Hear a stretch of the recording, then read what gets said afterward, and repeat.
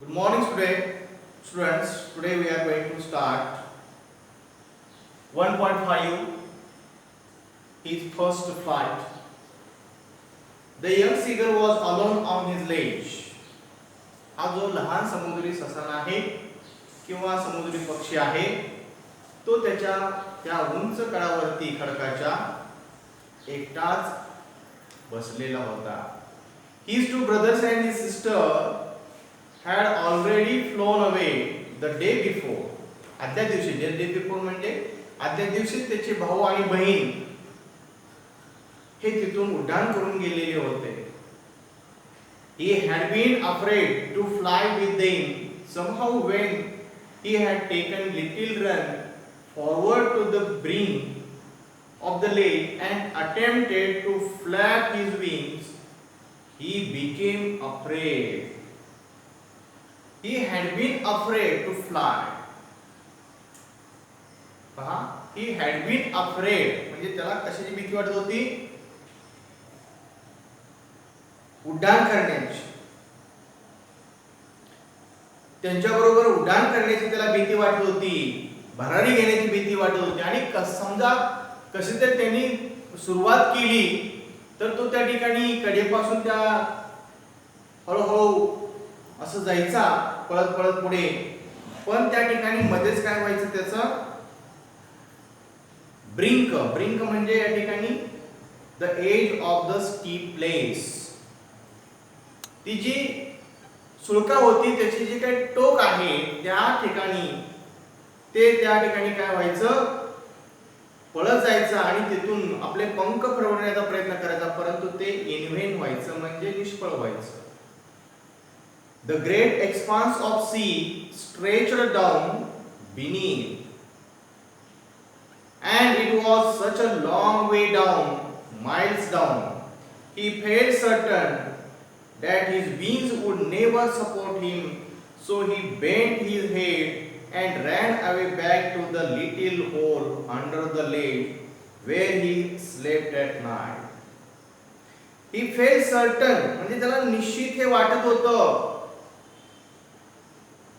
की त्याच्या खाली जो पसरलेला मोठा विस्तीर्ण असा अथांग समुद्र होता आणि त्या समुद्रामध्ये कित्येक मैल असं अंतर त्याला खाली दिसत होतं आणि त्यामुळे त्याचं मत असं निश्चित झालेलं होतं की त्याचे जे पंख आहेत ते पंख त्याला आधार देणार नाहीत किंवा सपोर्ट करणार नाही, आणि म्हणून तो त्या ठिकाणी आपलं डोकं खाली घेऊन पुन्हा परत आपल्या लेज कडे म्हणजे ज्या ठिकाणी तो झोपायचा रात्री खडकाच्या एका होलमध्ये छिद्रामध्ये त्या ठिकाणी तो परत येऊन बसला.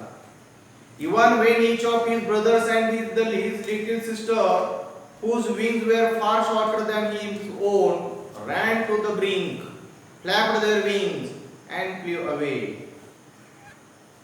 अगदी त्याच्यापेक्षा छोटे असणारे लहान पंख असणारे त्याचे भाऊ आणि बहीण त्या ठिकाणी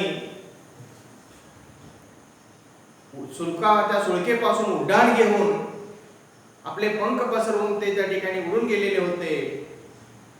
He failed to muster up courage to take that plunge.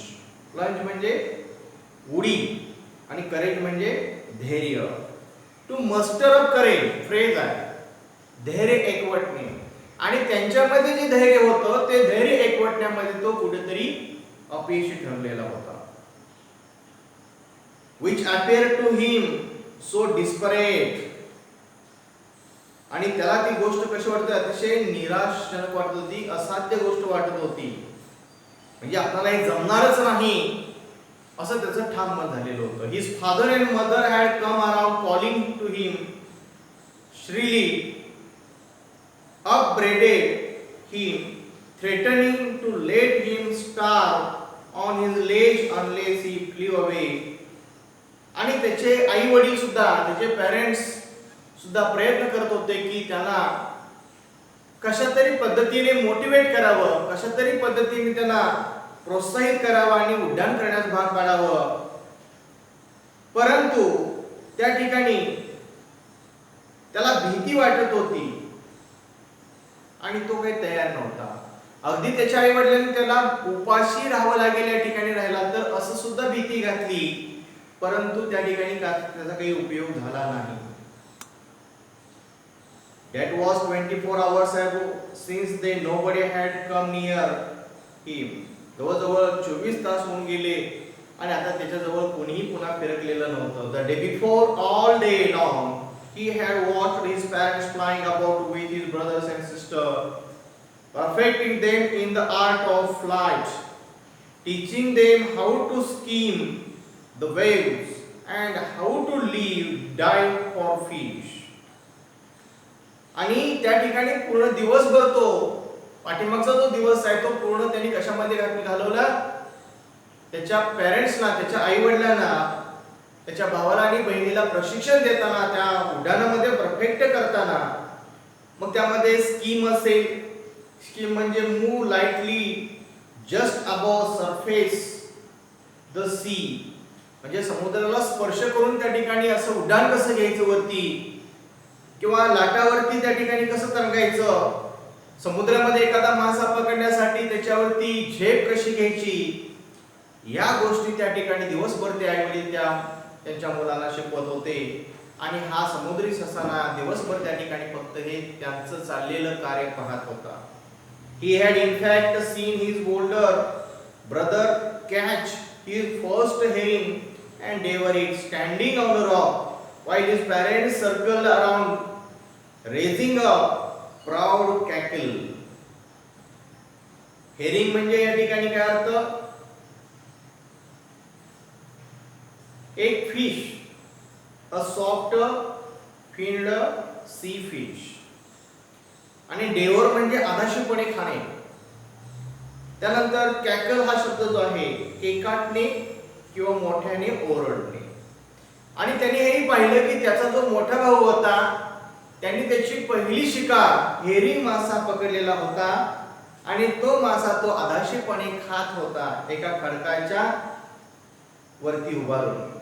आणि त्यावेळेस त्याचे जे पेरेंट्स आहेत, आई वडील आहेत, ते त्याच्या भावाच्या बाजूनी भोवताली गिरक्या घालत होते, त्याला आनंदाने ओरडत होते.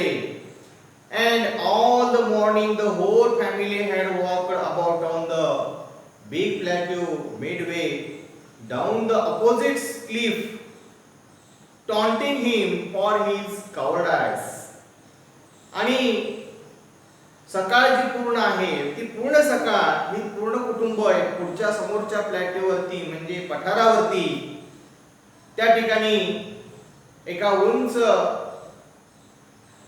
त्या ठिकाणी असणाऱ्या भागावरती विरुद्ध दिशेला त्या पक्षाच्या उभारून त्याला जणू काही टॉन्टिंग करत होते. क्लिफ म्हणजे high steep face of a rock, उंच असा त्या ठिकाणी भाग खडकाचा.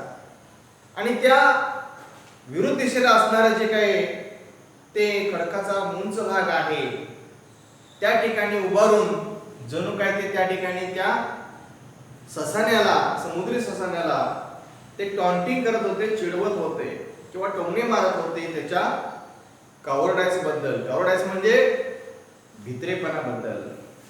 The sun was now ascending the sky. सूर्य आता ascending होत चाललेला होता, म्हणजे वरती वरती येऊ लागलेला होता आकाशामध्ये. Blazing on his legs that faced the south. आणि त्याचा तेजस्वी प्रकाश त्याच्या चेहऱ्यावरती पडत होता. He felt the heat because he had not eaten since the previous nightfall. आणि त्याला थोडस ते उष्णता जाणवू लागली किंवा कमकुवतपणा जाणवू लागला, कारण त्याने गेल्या रात्रीपासून काही खाल्लेलं नव्हतं. He stepped slowly out to the brink of the ledge and standing on one leg with the other leg hidden under his wing, he closed one eye then the other and pretended to be falling asleep. आणि त्यांनी हळूच त्या कडेच्या वरती पाऊल ठेवलं. कडेच्या पुढे ज्या खडकाची कडा होती त्याच्या पुढे थोडं पाऊल ठेवलं आणि दुसरा एक पाय खाली ठेवून दुसरा पाय जो आहे तो त्यांनी पंखाखाली लपवला आणि हळूहळू आपले डोळे मिटवले आणि तो झोपल्याचं सोंग करत होता. Steel they took no notice of him. आणि अद्याप सुद्धा त्याच्या कुटुंबियांनी त्याची अजिबात दखल घेतलेली नव्हती. He saw his two brothers and his sister lying on the plateau dozing with their heads sunk into their necks. त्यांनी त्या ठिकाणी पाहिलं की त्याचे भाऊ आणि बहीण, म्हणजे त्याचे दोन भाऊ आणि त्याची बहीण ती काय करत होती? lying on the plateau dozing with their heads sunk into the necks. dozing म्हणजे पेंगणे, आणि त्या पठारावरती त्याचे भाऊ आणि बहीण आपल्या माना त्या ठिकाणी बाजूला करून पेंगत होते. His father was preening the feathers on his white back. त्याचे वडील काय करत होते बघा, तर त्याचे वडील आपली जी चोच आहे त्या चोचीनं जे पाठीमागचे पंख आहेत, पिसा आहेत, ते अधिक शुभ्र करण्याचा प्रयत्न करत होते. Only his mother was looking at him. She was standing on a little high hump on the plateau, her white breast thrust forward. फक्त त्या ठिकाणी त्या ढिगाऱ्यावरती कोण होतं? त्या उंच भागावरती त्याची आई फक्त त्या ठिकाणी तिथून लक्ष देत होती, पाहत होती. Now and again she tore at a piece of fish that lay at her feet and then scraped each side of her beak on the rock. मधून अधून ती त्या ठिकाणी त्या माशाचा तुकडा फाडत होती किंवा खात होती आणि पुन्हा आपली चोच त्या खडकावरती धारदार बनवण्याचा प्रयत्न ती करत होती. The sight of the food maddened him. How he loved to tear food that way, scraped his beak now and again to wet it. आणि त्या ठिकाणी त्याला सुद्धा ते आवडत होतं ते अन्न खायला तशा प्रकारे, किंवा ते माशाचे तुकडे तोडायला त्याला सुद्धा आवडत होतं चोचीनं. त्याचबरोबर आपलं जी चोच आहे ती चोच पुन्हा पाजळण्याला म्हणजे त्याला धार देण्यासाठी त्याला सुद्धा आवडत होती. पण तरी पण त्या ठिकाणी तो काहीही करू शकत नव्हता. नंतर त्याने आवाज दिला आपल्या आईला, गा गा गा. He cried begging her to bring him some food. आपल्या आईकडे त्यांनी विनंती केली, काहीतरी अन्न घेऊन ये असं तो म्हणाला त्याच्या भाषेमध्ये. गो कोलाहा, she screamed back derisively म्हणजे in a manner showing someone that he or she is stupid. तो किंवा ती व्यक्ती स्टुपिड आहे अशा अर्थाने त्या ठिकाणी तिने तिला प्रत्युत्तर दिलं. त्यांनी त्याच्या आईने त्याला प्रत्युत्तर दिलं. But he kept calling plaintively म्हणजे expressing sorrow. पण त्यांनी ते आपलं म्हणणं सतत असं चालूच ठेवलं. दुःख व्यक्त करणारी गोष्ट त्यांनी मांडत सुरुवात केली. And after a minute or so he uttered a joyful scream. आणि नंतर एका मिनिटाने त्याने एक आनंदाची किंचाळी दिली किंवा आनंदाने तो किंचाळला. His mother had picked up a piece of the fish and was flying across to him with it. कारण तो आनंद का झाला होता तर त्याची आई त्या ठिकाणी माशाचा तुकडा आपल्या चोचीमध्ये घेऊन ती त्या सीगलकडे येत होती, समुद्र पक्षाकडे येत होती. He leaned out eagerly, topping the rock with his feet, trying to get nearer to her as she flew across. आणि ती जेव्हा त्या ठिकाणाहून उड्डाण करून त्या ठिकाणी येऊ लागली तेव्हा हा जो काही सीगल आहे तो तिच्या अधिक जवळ जाण्याचा प्रयत्न करू लागला. But when she was just opposite to him, she halted, her wings motionless, the piece of fish in her beak almost within reach of his beak. He waited a moment in surprise, wondering why she did not come nearer, and then maddened by hunger he dived at the fish. त्याला आनंद वाटत होता, आपल्या आजूबाजूला आपली आई आहे, जवळ येत आहे, आपल्याला अन्न घेऊन आलेली आहे. आणि आता काही अंतरावरती आली असताना मात्र काय झालं, त्या ठिकाणी त्याची आई त्या ठिकाणी थांबली. तिचे पंख मोशकले झाले, स्तब्ध झाले आणि तिनं त्या ठिकाणी थांबायचं काही क्षण ठरवलं असावं, अशा पद्धतीने ती त्या ठिकाणी थांबली. आता तो मासा अगदी त्याच्या जवळ आलेला होता, त्याची भूक वाढत चाललेली होती, भुकेने तो व्याकुळ झालेला होता. With a loud scream he fell outside, outwards and downwards into space. त्यामुळे त्याने काय केलं, त्या भुकेपोटी उड्डाण घेतलं. Fell outwards and downwards in the space. त्या मोकळ्या जागेमध्ये त्यांनी उड्डाण घेतल्यामुळे खाली वरती तो त्या ठिकाणी करू लागला. एक मोठा आवाज करीत तो ओढून जाऊ लागला. Then a monstrous terror seized him and his heart stood still. आणि त्यानंतर मात्र त्याला एक भयंकर अशी भीती वाटली. त्याच्या अंतःकरण भीतीने पूर्णपणे भरून गेलं. He could hear nothing. आणि त्याला काय ऐकायला येत नव्हतं. But it only lasted a minute. The next moment he felt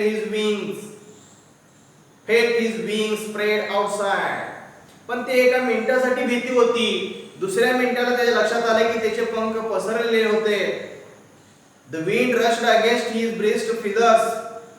Then under his stomach and against his wings he could feel the tips of his wings cutting through the air. He was not falling headlong now. आणि त्याची जी हवा आहे ती हवा त्याच्या छातीला, पंखाला, पिसाला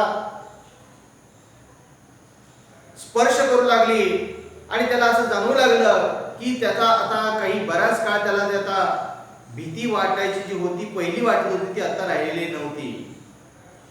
He was soaring gradually downwards and outwards.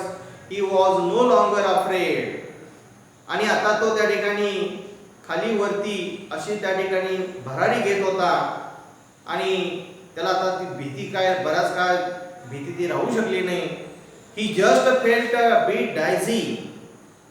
Then he flopped his wings once and he soared upwards. Ga ga ga, ga ga ga. Gwa kola. His mother swooped past him, her wings making a loud noise.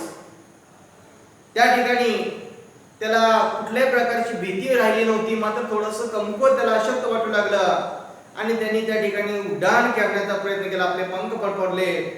गा गा गा गा, ग्वा Cola हा असा आवाज करत तो उड्डाण करू लागला आणि त्याच्या पाठी त्याची आई त्या पाठीमागं उड्डाण करत जाऊ लागली. He answered her with another scream. Then his father flew over him screaming. त्यांनी त्यानंतर उत्तर दिलं आणि पुन्हा त्याचे वडील त्या ठिकाणी त्याच्या भोवतानी त्या ठिकाणी गिरक्या घालू लागले. He saw his two brothers and his sister flying around him, curveting and banking and soaring and diving.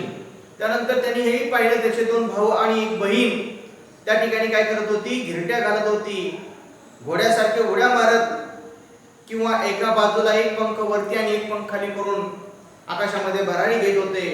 Then he completely forgot that he had not always been able to fly and commanded himself to dive and soar and curve, shrieking shrilly.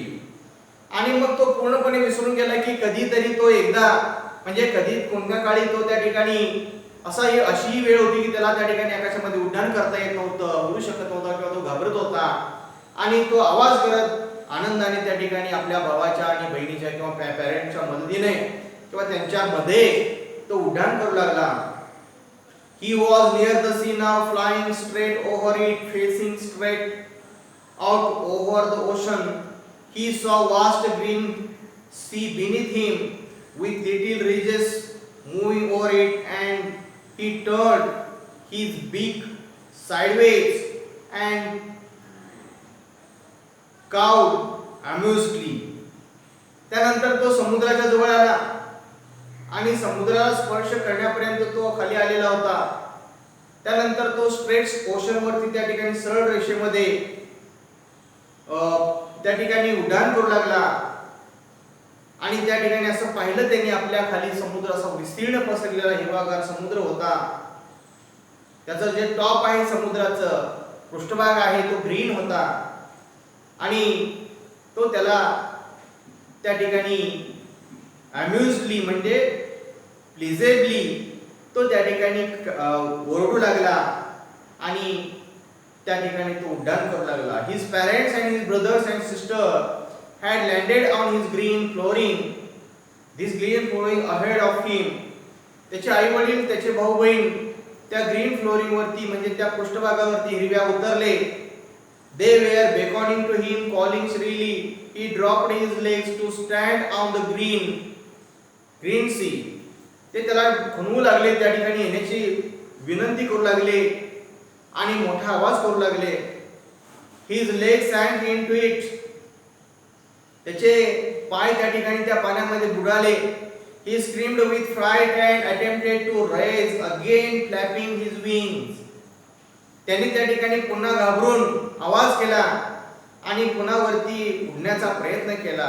But he was tired and weak with hunger and could not rise, exhausted by the strong exercise. आणि तो आता पूर्णपणे थकलेला होता, weak झालेला होता, अशक्त झालेला होता भुकेनं आणि त्यामुळं तो उडू शकत नव्हता. थकल्यामुळं पूर्णपणे कमकुवत झालेला होता, त्यामुळे त्याच्यामध्ये एनर्जी नव्हती राहिलेली.